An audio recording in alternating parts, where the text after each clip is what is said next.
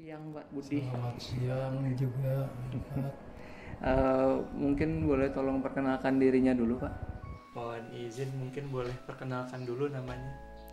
Ya, saya Budi Martana, dosen Fakultas Teknik, Prodi Teknik Mesin, dalam tim pengabdian masyarakat sebagai anggota dari pengabdian masyarakat dengan Ketua Dr. Okta Priandi. Perkenalkan, kami dari UKM Kemuning Mandiri, Desa Cogrek, Kecamatan Parung Bogor. Saya atas nama Hesti Triundari. Ibu Dede. Purasmi. UKM kami bergerak di pengolahan ikan lele untuk dijadikan frozen food dan kerupuk tulang dan kerupuk kulit dari ikan lele. Jadi peran Bapak di pengabdian masyarakat ini secara formalnya itu apa Pak? Ya, sebagai anggota khususnya untuk penerapan teknologi tepat gunanya. Dalam hal ini adalah pengering vakum beku untuk digunakan oleh masyarakat, atau dalam hal ini industri rumah tangga yang mengolah atau memanfaatkan jamur merang sebagai media olahannya. Baik. Kemudian Pak, tadi kan kita udah datang ke ininya ya, UMKM-nya langsung. Ya. Tapi boleh jelasin nggak sih Pak, sebenarnya hari ini tuh kita ngapain ke sana? Oke, awalnya kita ke sana itu dengan asumsi kita melakukan satu kegiatan sosialisasi terkait dengan teknologi tepat guna untuk pengawetan jamur merang yang akan digunakan sebagai campuran frozen pada industri di sana.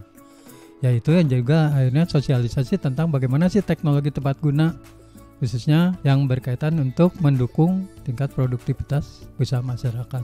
Itu ya. Tapi misalnya memang hari ini mensosialisasikan gitu Pak, tadi kan Bapak bilang di teknologi tepat guna, kurang lebih Bapak tuh mau menjelaskan tentang apa sih Pak untuk teknologi tepat gunanya? Ya sebenarnya tadinya saya akan menyampaikan tentang berkaitan dengan pengering, alat pengering yang bisa digunakan untuk mengeringkan produk-produk olahan. Nah, namun ternyata dalam kondisi di lapangan ternyata sedikit berbeda. Ternyata pengering yang saya bawa kan pengering untuk mengeringkan bahan baku atau apa yang untuk jadi produk. Ternyata di sana pengeringnya bukan pengering mengganti matahari, tapi untuk mengering beku dengan sistem vakum beku. Nah, tapi terjadi perbedaan ternyata begitu di lokasi. Sepertinya mitra belum siap untuk kegiatan sosialisasi. Maka tadi kita lakukan menggali potensi, menggali permasalahan dari mitra. Ya, identifikasi permasalahan mereka. Sehingga ini nantinya menjadi masukan untuk kita dalam kegiatan program berikutnya, khususnya di tahun 2024 dan juga penyelesaian program yang berkaitan dengan pengering vakum beku ini. Sebenarnya kalau kita mau minta dijelaskan gitu Pak, pentingnya sosialisasi di teknologi tepat guna ini apa sih Pak? Ya sebenarnya kalau kita bicara kepada penerapan teknologi atau sosialisasi teknologi tepat guna, bahwa masyarakat kan lebih banyak kecenderungan dengan konvensional dalam pengolahan usahanya atau menjalankan usahanya, pengolahan produk pangannya. Nah, dengan adanya sosialisasi teknologi tepat guna ini sehingga membuka mereka bahwa ada satu sarana yang dapat digunakan untuk meningkatkan produktivitas mereka. Kalau di sana kan frozen lele. Kalau tadi lele itu tidak semua akhirnya dimanfaatkan kan. Ada yang sudah diolah jadi kerupuk itu tulang dan kulit. Kemudian dagingnya kan diambil menjadi pilet. Kemudian kepalanya kan tadi masih belum dimanfaatkan lah, masih menjadi limbah. Nah, kesempatan kita untuk menyampaikan bahwa lele ini bisa tanpa sisa diolah. Nah, dengan itu pentingnya teknologi tepat guna ini bisa membantu. Dan hal yang penting juga bahwa teknologi tepat guna ini kan indikatornya atau cirinya adalah murah, efisien, juga gampang dibuat dan sebagainya. Jadi mungkin itu yang menjadi target kenapa kita memperkenalkan teknologi tepat guna. Awali dari pilet itu Bu. nanti filet di sini untuk misahkan tulang, kulit sama dagingnya, baru diproses di sini. Mau masaknya nanti di sini. Di rumah ya nanti terus packingnya di situ. Buat kemas-kemas. Tuh dandangnya. Dandangnya ini, prosesnya ini, Jamurnya. Iya. Oh ini jamurnya ya? Iya. Dari dokter Pedro udah beku. Ini Udah memang beku. sengaja saya matikan biar bisa diambil. Kalau dibekukan gini tahun berapa lama ya Bu? Berapa ya dok ya? Selama masih ini? Ya selama buku. Iya, selama berapa lama? Ini Bulan-bulan. Cuma bebas. Cuman nggak tahu kandungannya masih Iya. bagus loh. Ini untuk Itu kue, kalau Kue. bikin biskuit, Biskuit. jamur. nih dandangnya nih. Ini bertingkat tuh ya dandangnya. Tingkat banyak pak peralatannya karena disimpan ya. Tapi Disimpan. kena debu.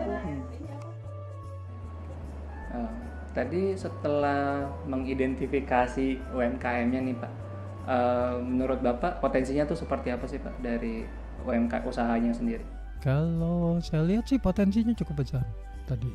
Setelah saya identifikasikan, maka akhirnya saya coba ke rekan tadi, Pak Arif maupun Pak Nasrul, bisa melakukan satu pengembangan nih ke depan untuk menciptakan ya tadi khususnya kepala lele itu kan bisa kita olah jadi tepung.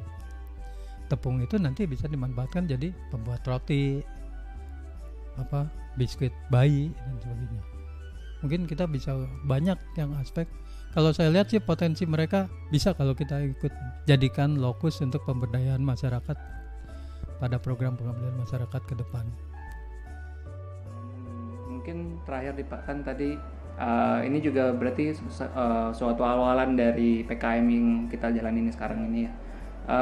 Harapan Bapak untuk mungkin dari kemitraan ini atau mungkin untuk PKM yang selanjutnya itu apa Pak? Ya dari kemitraan ini harus tetap berjalan dan harus menjadi lokus yang akan menjadi lokus-lokus binaan kita ke depannya. Apalagi Kabupaten Bogor sendiri kan kita punya kerjasama dengan pemerintahannya, sehingga ini menjadi lokus yang sebenarnya yang selama ini kita tidak pernah tahu. Oh ini lokus yang sangat baik untuk program pengabdian masyarakat dosen, sehingga banyaklah aspek yang nanti bisa kita ciptakan di sana. Mungkin untuk potensi desa tadi sangat potensial sih kalau kita lakukan kegiatan pemberdayaan masyarakat pada tahun-tahun berikutnya. Oke, kalau gitu terima kasih banyak Pak Budi untuk waktunya. Sama-sama, terima kasih Mas Ripat, Mas Jeremy.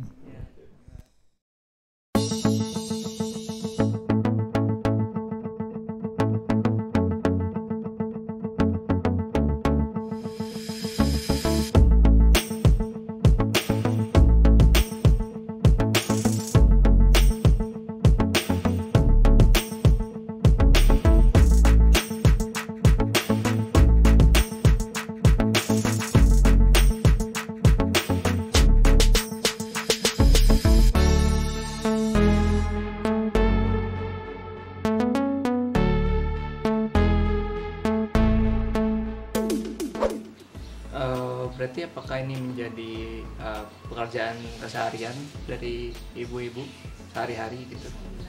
Kalau dibilang pekerjaan pokok sebenarnya enggak ya Mas ya. Tapi kita memanfaatkan ilmu yang pernah kita dapat dari dinas pelatihan. Dengan kita manfaatkan, kita gabung dengan ibu-ibu di komplek untuk mengembangkan ilmu itu dan harapannya bisa membantu perekonomian kami. Tadi kalau boleh tahu pelatihannya dari mana Bu? Awal pelatihan kita dari Dinas Perikanan Bogor. Tahun 2000 berapa? 2015 ya?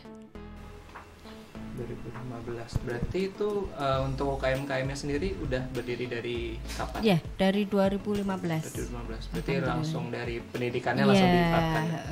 Baik. Tadi dibilang kan bareng sama ibu-ibu komplek juga gitu. Kalau bisa dikisarkan berapa anggota Bu di UMKM? Tadinya ada 2 kelompok Mas, ada 10 orang. Tapi lama-lama gugur, kita tinggal segini 4 orang. Ya. Ada kesulitan nggak sih Bu memanage UMKM yang tadinya dari 10 orang jadi 4 orang kayak gini? Kalau kesulitan mesti ada ya, beda ya, karena kita UMKM ini bukan milik pribadi ya. Kita dari gabungan dari beberapa ibu-ibu yang kebetulan waktu itu punya banyak waktu. Ya, ketika digabungkan masih berjalan awal-awal, tapi selanjutnya banyak ini dari anggota banyak kendala, entah kesibukan apa. Jadinya ya seleksi alam lah, tinggal 4 orang.